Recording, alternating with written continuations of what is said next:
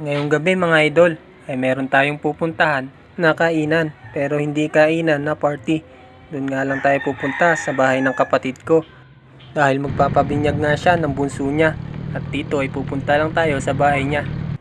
Dito ay babiyahe nga lang tayo dahil medyo malayo-layo ang bahay ng kapatid ko doon sa may amin.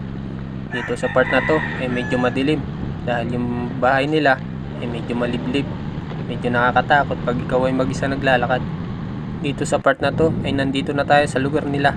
Dito nga pala sa may daanan nila ay walang street light dahil ang lugar nila dito ay dating housing o pagmamayari dati ng Petron. Pagpasok ko nga sa loob ng bahay nila ay sakto naman ay kumakain na sila. Hindi nga para tayo nakakain sa bahay dahil akala ko ay marami pang gagayatin o hihiwain. Kaya nagmadali tayong pumunta dito, pero wala naman na lang gagawin kaya kumain na lang tayo. Dito sa part na to ay sinubuan pa nga ako ng asawa ko. Wow, ang sweet naman.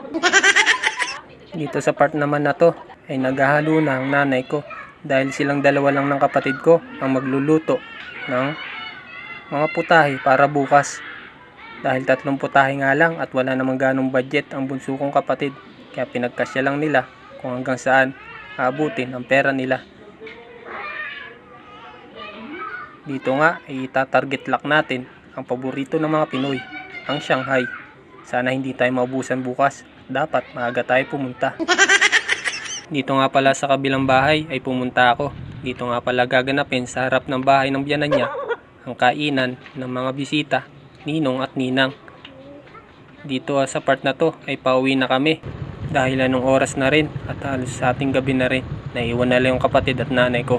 Hintayin nyo na lang yung susunod kong video para bukas.